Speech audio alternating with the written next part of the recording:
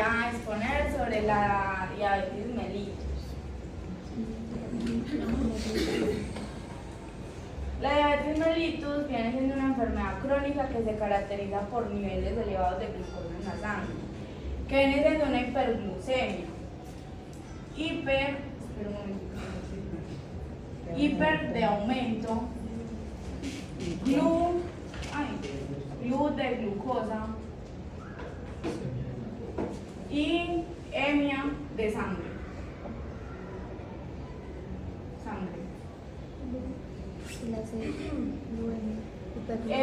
Bueno, debido a la incapacidad del cuerpo para producir o utilizar adecuadamente la insulina, que viene siendo una hormona que regula el azúcar en la sangre.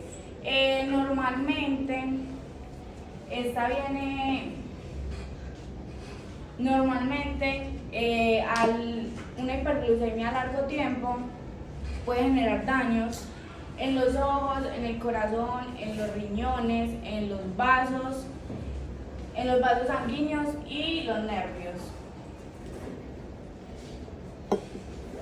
En la epidemiología tenemos que aproximadamente 62 millones de personas en América tienen diabetes y 422 millones de personas en todo el mundo, la mayoría viven en países de ingresos bajos y medianos. Cada año a la diabetes se le atribuyen 1.5 millones de muertes en todo el mundo cada año. Tanto el número de casos como la prevalencia de diabetes han aumentado constantemente durante las últimas décadas. Para entrar en contexto, les voy a explicar qué viene siendo la insulina y qué es. La insulina es la que es producida en el páncreas. Viene siendo una glándula anexa al tubo digestivo en donde tiene una porción endógena y exógena. En este caso, la más importante es la endógena. Aquí vamos a tener el páncreas. Vamos a tener una porción del páncreas que es el islote pancreático, que si lo vemos en un microscopio se va a ver de esta forma, y ahí vamos a observar las células alfa, las células beta y las células delta, que en este caso vienen siendo más importantes las células beta. ¿Por qué? Porque son las que van a producir la insulina. Antes de explicarle como tal qué es lo que hace la insulina,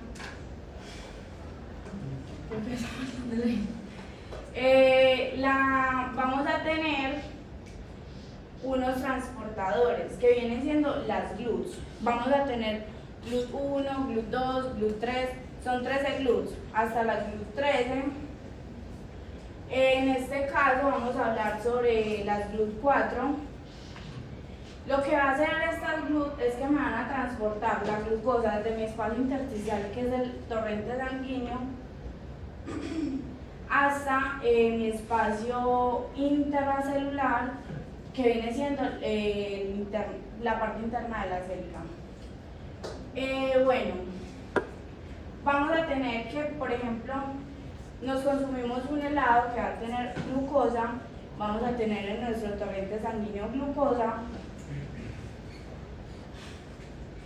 y al tener en nuestro torrente sanguíneo esa glucosa o ese azúcar, de una de las células beta van a producir la insulina, y esta insulina viene siendo como de cierta forma una llave para las GLUT, las GLUT4 en este caso. Viene siendo una llave para las GLUT4 que me van a generar como una abertura para que pueda pasar mi glucosa que está en el torrente sanguíneo a mi espacio intracelular. ¿Quedó entendido hasta ahora? Bueno, la insulina también me va a estimular la glucólisis, la glucogénesis, la síntesis de proteína y la lipogénesis. Haciendo un poco más de énfasis en la lipogénesis, porque más adelante la vamos a volver a ver. En esta lipogénesis, que como tal es como la que guarda la grasa, tenemos que cada que consumimos glucosa, azúcar, esta se va a estimular y al estimular se va a generar cierta obesidad en la persona. ¿Por qué? Porque vamos a producir insulina y la insulina estimula la lipogénesis, generando ahorita más adelante una diabetes mellitus tipo 2. Génesis de creación de lípidos y finalmente se acumulan en tejido celular subcutáneo, crea grasa y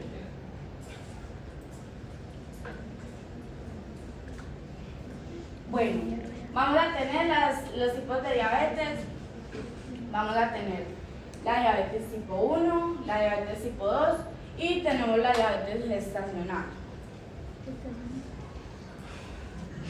Bueno, la diabetes mellitus tipo 1 generalmente se le diagnostica a niños y a jóvenes más o menos menores a 30 años.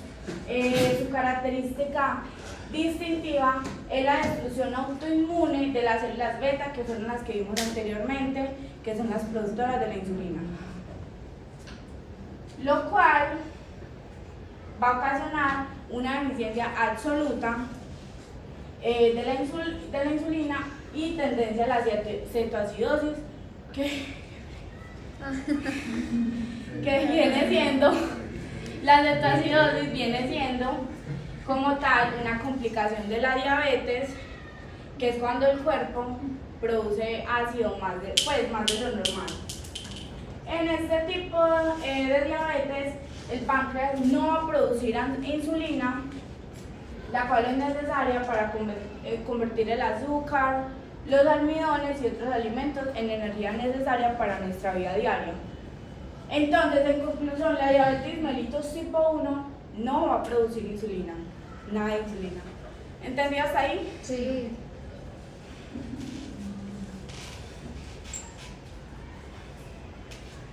Bueno, muy importante, la diabetes mellitus, como anteriormente lo dije, es de comienzo juvenil, jóvenes y niños. Es insulinodependiente. Como tal, la diabetes mellitus tipo 1 se va a basar en una destrucción masiva de las células betas del páncreas por células inmunitarias, que vienen siendo estas, generando así una deficiencia absoluta de la insulina. La diabetes mellitus tipo 1 viene siendo una enfermedad inmunológica como una enfermedad de Graves, de Addison y la mastenia grave. La mastenia grave. Como ya sabemos, es una enfermedad inmunológica, pero en algunos casos no se hace una relación como en el sistema inmune y la diabetes. Entonces se sacó un subtipo que se llama diabetes mellitus tipo 1 idiopática. Bueno, aquí vamos a tener las células beta. Esto viene siendo un islote pancreático, pero con solo las células beta. Este viene siendo el HLA. Este viene siendo el HLA, que son sus siglas en inglés, que viene siendo un antígeno leucocitario, el antígeno leucocitario humano, que de cierta forma son como el ID o la cédula de la célula. Es como su forma de identificarse. Entonces, vamos a tener aquí las células inmunitarias, tenemos el linfocito TCD4, TCD8 y B. Los TCD4 son los que me van a reconocer esta célula, las células beta. Algunas veces las células inmunitarias suelen comportarse como autorreactivas. ¿Qué pasa cuando son autorreactivas? Que atacan sus propias células. Entonces, ¿qué va a pasar acá?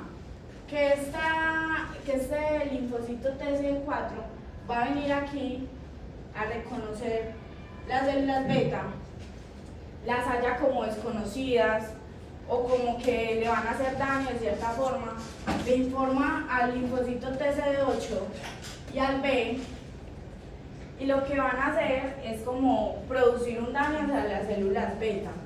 La TCD8 viene siendo citotóxico, es un linfocito citotóxico, y los linfocitos B vienen siendo inhibidores del islote pancreático y de la insulina.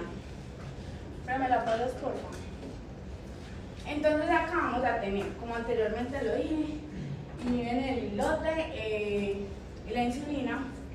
Estos van a atacar directamente las células beta. O sea, las células inmunitarias me van a atacar las células beta, produciendo así que no haya una insulina porque me las atacó y ya mueren. Entonces, ¿qué va a pasar en este caso? Si nos comemos un helado, nuestra glucosa va a quedar en nuestro espacio extracelular, nos va a quedar afuera. Entonces no va a haber forma de que se abran las GLUTs, ya que no está la llave que viene siendo la insulina.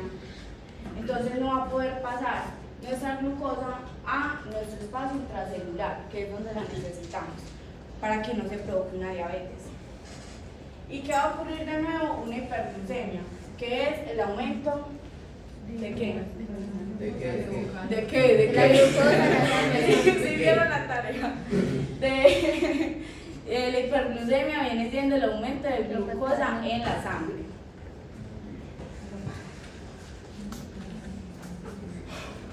Tenemos la diabetes mellitus tipo 2, que viene siendo la más común y con frecuencia se asocia a la obesidad o al incremento de la grasa visceral. Generalmente se le diagnostica a adultos mayores, de 40 años de edad más o menos para arriba. Con la diabetes tipo 2, el cuerpo no va a producir suficiente insulina o las células no hacen un uso de la insulina y eso provoca la acumulación de la glucosa en la sangre. En conclusión, la diabetes mellitus tipo 2 la diabetes mellitus tipo 2 lo que me va a ocasionar es que va a haber una deficiencia de la insulina, pero sí la va a producir, pero muy poca, no siendo suficiente. Siguiente, profe. Bueno, vamos a tener la diabetes mellitus tipo 2. Esta se produce por insulinoresistencia. Esta no es insulodependiente. Tiene secreción compensatoria deficiente. Constituye el 90% de casos de diabetes, siendo esta la más común. Generalmente se da por obesidad, la edad y el sedentarismo, aunque estos siguen investigación debido a que hay personas que no son obesas, son jóvenes y practican ejercicio o son deportistas, igual forma tienen el tipo 2. Tenemos que la diabetes mellitus tipo 2 es una enfermedad genética multifactorial porque puede ser debido a sus estilos de vida, porque con los estilos de vida es como llegamos a una obesidad, dependiendo de ellos. Bueno, la obesidad me puede ocasionar una diabetes, como anteriormente lo dije. Y la diabetes puede llegarme a ocasionar un cáncer. ¿De qué? De páncreas o de los órganos que están a su alrededor. Bueno, entonces vamos a tener el tejido adiposo. Es así. En este tejido adiposo vamos a tener triglicéridos, vamos a tener ácidos grasos, colesterol, la grasa. Bueno, entonces ¿qué va a pasar? Una persona que es obesa va a tener demasiada grasa, mucha acumulación de triglicéridos, de mucha grasa visceral. Entonces, ¿qué va a tener ese tejido adiposo? Que va a llegar un momento en el que va a estallar, colapsar, porque no tiene más expansibilidad, no da para más. Entonces, cuando este se estalla o se revienta, todo lo que tenía esto de ácidos grasos van a llegar principalmente a 3 células: al miocito, a los hepatocitos y al islote pancreático, que es el productor pues en donde se produce la insulina.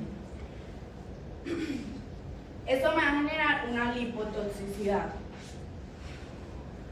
Cuando esto pasa, los hepatocitos me van a incrementar el trabajo con la glucosa. El islote pancreático tiene que tratar de compensar esto, que viene siendo el aumento de la glucosa en los hepatocitos.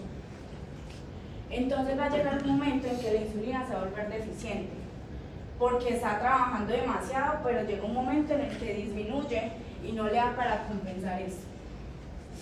Entonces, como anteriormente lo mencioné, tenemos un aumento de la lipogénesis, que viene siendo sobre la grasa. Entonces, cuando nos consumimos un helado nuevamente, tenemos glucosa en nuestro torrente sanguíneo. Lo que va a pasar es que esta insulina no va a ser lo suficientemente abundante para podernos abrir las GLUT, que vienen siendo las puertas, y va a generar que nuestra glucosa quede en el torrente sanguíneo, generando así una hiperglucemia. ¿Entendido? Sí. Entonces, en relación a eso, ¿en qué escenario se presenta mayor proporción la cetoacidosis diabética? La tipo 2, no, hijo. ¿Cuál es la Tipo 2. La mano. Tipo 2. En la tipo 2 no es así. Principalmente, En la si uno. usted no produce insulina, se da en la tipo 1. De hecho, acá nos contaba muy de buena manera cetoacidosis acá. ¿Por qué hay que hacer énfasis en la cetoacidosis? Sí, puedo explicar eso. Sí, hágale. Bueno, como yo lo... Ay, eso no sé. ¿Me va a pasar el agua también? Me van a pasar el agua. Pero bueno, la cetoacidosis viene siendo...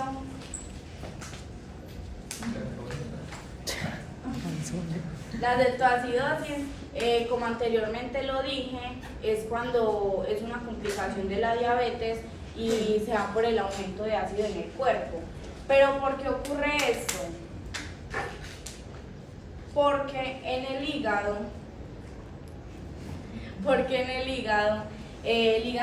pues sabemos que el cuerpo trata de cómo se va a compensar. Entonces, ¿qué va a pasar? Que va a haber una deficiencia de esta insulina. Entonces, la glucosa que necesita el hígado no la va a tener. A ver, el hígado necesita glucosa y como esta no la tiene, entonces va a ocurrir que él va a empezar a producir ácidos para compensar esa glucosa, la energía que necesita. Entonces usa ácidos como energía de cierta forma. Bien, pero algo muy importante, el hígado necesita esa insulina, no la glucosa. Se necesita insulina para producir regular la energía. ¿Hay insulina en la tipo 1? No hay nada, no. cero. Por eso la cetoacidosis diabética se va a dar principalmente en la tipo 1, se puede dar en la 2, sí, pero principalmente se da en la tipo 1. Hay cero insulina. Entonces las personas se consumen el helado, la glucosa queda y se producen algo que se denominan cuerpos cetónicos, que su organismo empieza a intentar producir energía a través de otras vías metabólicas. Los cuerpos cetónicos son ácidos. ¿Qué hacen los ácidos en el equilibrio ácido-base, compañeros? Los ácidos lo que hacen es producir acidosis. La acidosis es un pH por debajo de 7.35, acá el pH por debajo de 7.35. Y como mecanismo de compensación el cuerpo sensa eso y dice, no, yo tengo que botar para compensar. ¿Y por dónde bota? Por la orina, excreta todo el bicarbonato, bota el bicarbonato. Entonces tiene una acidosis metabólica y el paciente con diabetes descompensada empieza a respirar rápido y superficial, intentando compensar esto, y ahí es donde lo llaman a usted. Venga, es que este paciente está respirando todo maluco, está como a 20 por hora, tal. Entonces, ¿qué le va a hacer? En ese escenario, ¿usted qué debería hacer? Vamos a consultar ahí, que es importante, esta complicación, cetoacidosis diabética. Su repercusión en el sistema pulmonar Y adicionalmente vamos a buscar enlaces arteriales que es el anion gap, GAP. Eso fundamental que salga de esta clase. GAP. Año. GAP.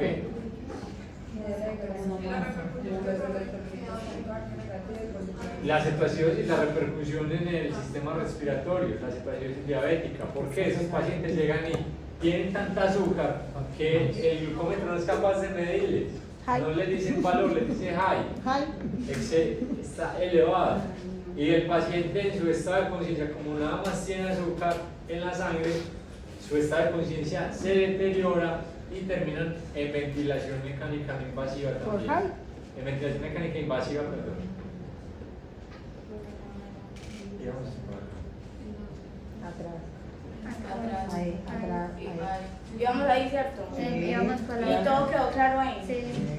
La 2 también la situación diabética cuando no se pone la insulina, pero la producen insulina en menor cantidad. No. Bueno, entonces tenemos la diabetes gestacional, que es un tipo de diabetes que se desarrolla durante el embarazo. Ocurre cuando el cuerpo no puede producir suficiente insulina para satisfacer las demandas del embarazo, lo que resulta en niveles altos de azúcar en la sangre, debido a que en una diabetes gestacional es normal que haya un aumento de glucosa en la sangre, entonces no va a ser suficiente esta insulina, por eso se genera esta diabetes. De cada 2 mujeres con diabetes gestacional se desarrollará una diabetes mellitus tipo 2. Entre los 5 y 10 años después del parto. Eso no es tan común, esa diabetes gestacional no es que sea tan común. Esto puede generar enfermedades cardiovasculares y, como anteriormente lo dije, desarrollar una diabetes mellitus tipo 2. Pero esa sí es común, ¿no, profe? Es que No tan No es común. tan común. Sí, aleja. Según lo que consulté, no es tan común. Pero igual.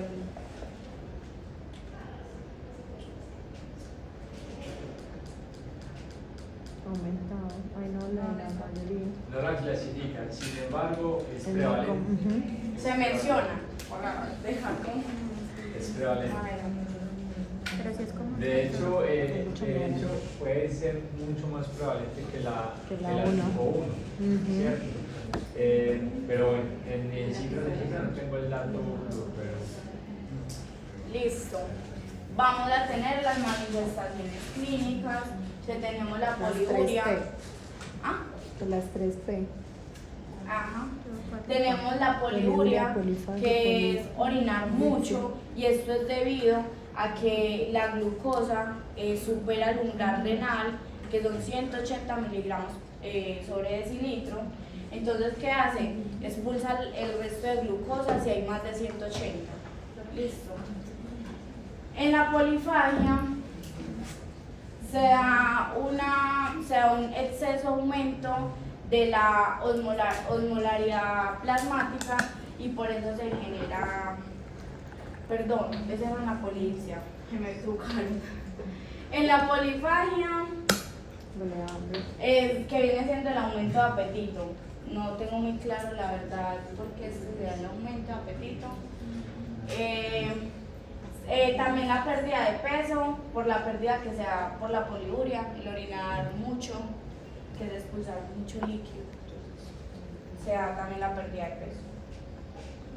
¿Y por qué se da la mente? en efecto todos son Principales repercusiones síntomas. de la parte metabólica. Uno, poliuria, No, van tiene que acompañados ver con la de- osmolaridad renal y botan todo el bicarbonato. Lo mismo, la osmolaridad sanguínea hace que tomen mucha agua, mantengan un apetito aumentado y existe o no pérdida o ganancia de peso excesivo. Entonces, las 3P se conocen como poliuria, polifagia y polipsia. Pérdida de peso es una cuarta que está o Que puede estar o no. Listo. Vamos a tener factores de riesgo como la obesidad, la edad, los antecedentes familiares, el sedentarismo, el consumo excesivo de tabaco, el consumo excesivo de alcohol, el fumar, la raza y la etnia. Los factores modificables aquí vienen siendo el consumo excesivo del tabaco, el consumo excesivo del alcohol, Obesidad. Obesidad. la obesidad y ya. Y el sedentarismo. Y ya lo que viene siendo la edad, la raza, la etnia, ya vienen siendo factores no modificables. Listo. Para el diagnóstico de la diabetes mellitus vamos a tener la prueba de hemoglobina glucosilada A1C, que viene siendo una prueba de sangre, se realiza en ayuno. Lo que hace es como medir el nivel de la glucosa en la sangre durante los últimos 2 o 3 meses. Teniendo así un nivel de 6,5% o más de 2 pruebas, indica que sí tiene diabetes. Entre el 5,7% y el 6,4% se considera una prediabetes. Por debajo de 5,7% se considera normal, o sea, no tiene diabetes. En el examen aleatorio de glucosa en sangre, como la palabra lo dice de cierta forma, aleatorio, se hace en cualquier momento del día, sin importar la última comida que hayas tenido, con un nivel de glucosa en la sangre de 200 miligramos sobre decilitro o más, sugiere una diabetes. Si tiene más de este valor, tiene diabetes. En la prueba de tolerancia a la glucosa, esta se realiza la persona durante toda la noche tiene que estar en un ayuno. Al siguiente día se va a realizar esta prueba y se va a consumir algo que tenga mucha glucosa, como un líquido, una gaseosa o algo así, para mirar la tolerancia que tiene con la glucosa. Teniendo así que inferior a 140 miligramos sobre decilitro es normal. Si tiene 200, como anteriormente lo dije, 200 miligramos sobre decilitro, indica que tiene una diabetes. Entre 140 y 199 miligramos sobre decilitro indica una prediabetes. Y no corrigió. Bueno, en el tratamiento vamos a tener como tratamiento nutricional muy importante una dieta para los pacientes con diabetes, y en este caso solo se le asignan fármacos hipoglucemiantes como la insulina, que son inyectables. Generalmente ese es el único tratamiento que ellos se les asigna a los de tipo 1. La diabetes mellitus tipo 2 se genera una pérdida ponderal, que es una baja de peso. El tratamiento nutricional, como son las dietas, los ejercicios, muy importante para los de tipo 2 que generalmente son obesos, y los hipoglucemiantes orales, que estos son en algunos casos. Como prevención tenemos una dieta saludable, una actividad física regular, mantener un peso corporal normal, evitar el consumo de tabaco y la educación, que viene siendo muy importante para evitar una diabetes mellitus tipo 2.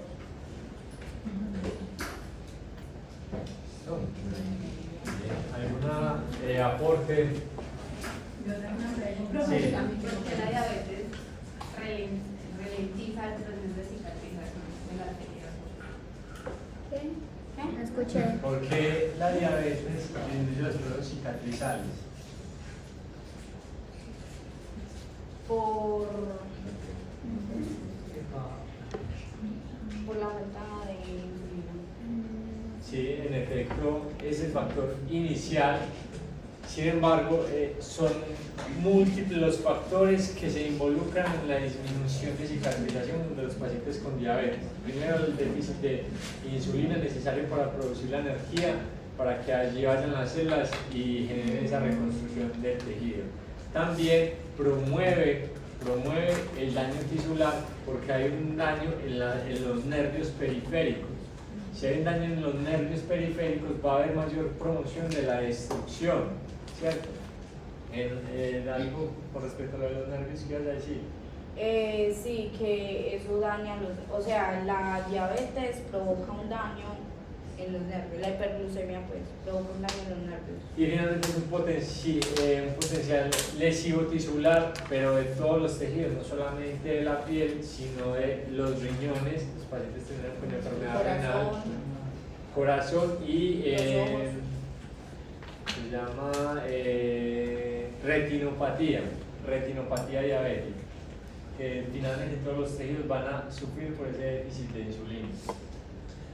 Yo, pues lo de la prediabetes es como, pues Es como, Estar alerta. es una forma, pues sí, eso estar alerta de sí, o sea, de que se va a generar una diabetes, porque los valores Van para arriba. de diagnóstico. No, ay, pero de los zapatos son muy rápidos. Ay, ay. Por ejemplo, a ver, si tenemos que una persona cuando ya tiene 200 miligramos sobre decilitros ya sugiere una diabetes, entonces una prediabetes es cuando está entre 140 y 199, o sea, ¿qué le falta llegar a esto? Entonces, o sea que la probabilidad pues, ajá. La predisposición de pues de que le dé diabetes si lo hace es muy muy probable. Sí. Es eso, como lo dice Luna, es llegar al límite superior, es un valor que está en el rango. ¿Y por qué esto es diabetes? Porque en diabetes se ha demostrado en los estudios que es donde tiene las repercusiones orgánicas en esos valores, pero no es normal que usted esté limítrofe, que usted esté ahí. Una persona que tiene prediabetes, ¿qué tipo de diabetes tiene? ¿Cuál? tipo 2. Pues Tipo Tipo 1. dos. Digo tipo uno. Tipo 2. Desde que me O sea, la tipo uno es Porque diabetes yo ya. pregunto es porque pues a mi abuela que es como 4 días y la verdad no tenía como conocimiento de que había una siempre tenía como que bueno, la enfermedad siempre hay como tipo uno Siempre hay o no hay. exacto, no hay como no sabía que había como ese libro que está y mi abuela está obesa y no sé, había como muchas veces. Sí. con referente a la diabetes, La mejor tenía que bajar, que si me usted puedo sabe que tomar una una cosa a la el semana. tratamiento sí o sí debe ser insulina. Claro. Por ejemplo, en la Dulce tipo, no. por ejemplo, en la tipo 1 hay una ausencia total, entonces el cuerpo sí o sí necesita insulina, entonces por eso tenemos la